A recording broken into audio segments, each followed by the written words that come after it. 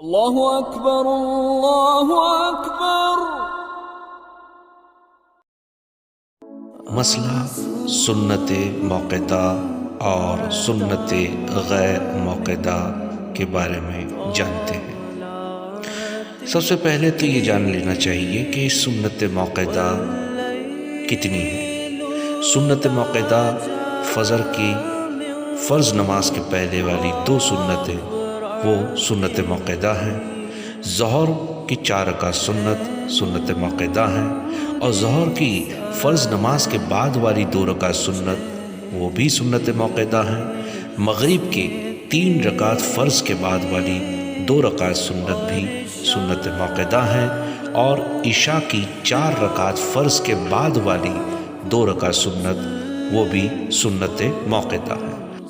اور جمعہ کی نماز جب مسجد میں ادا کریں تو پہلے 4 رکعت سنت بھی سنت موقدہ ہے، اور جب امام 2 رکعت فرض جمعہ کے پڑھاتے ہیں ان کے بعد جو 4 رکعت سنت ہیں وہ بھی سنت موقدہ ہے، اور اس کے بعد 2 رکعت سنت بھی موقدہ ہے۔ اب آپ نے جان لیا کہ یہ سنت موقدہ پڑھنا ضروری ہے، اگر جان بوجھ کر چھوڑا تو وہ گناہ گار ہوگا۔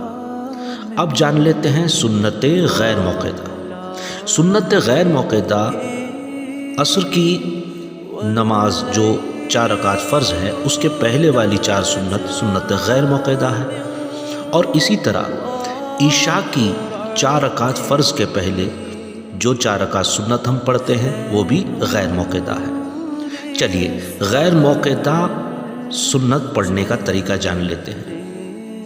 پڑھنا ویسے ہی ہے جیسے باقی نمازیں پڑھتے ہیں، بس صرف دوسری رکعت میں جب ہم اتحیات کے لیے بیٹھتے ہیں تو اتحیات کے بعد ہمیں درود ابراہیم پڑھنا پڑے گا۔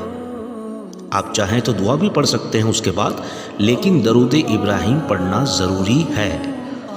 درود ابراہیم پڑھنے کے بعد اللہ اکبر کہتے ہوئے تیسری رکعت کے لیے کھڑے ہو جانا ہے۔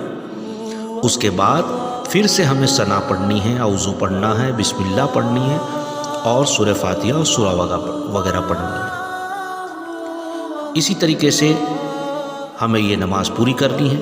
یاد رہے سنت غیر موقدہ میں پہلی رکعت میں ثنا، اعوذ باللہ، بسم اللہ، سورہ فاتحہ جیسے پڑھتے ہیں ویسے ہی اتحیات میں اتحیات پڑھنے کے بعد درود ابراہیم پڑھیں، اور تیسری رکعت میں پھر سے پہلی رکعت کی طرح ہی ثنا پڑھیں، اعوذ پڑھیں، بسم اللہ پڑھیں، سورہ فاتحہ اور سورہ پڑھیں۔ چوتھی رکعت میں نہیں پڑھنی، صرف تیسری رکعت میں پڑھنی ہے۔ یہ غیر موقدہ کے لیے ہے، یعنی عصر کے پہلے 4 رکعت سنت اور عشاء کے پہلے 4 رکعت سنت ہم اس طرح ادا کریں گے۔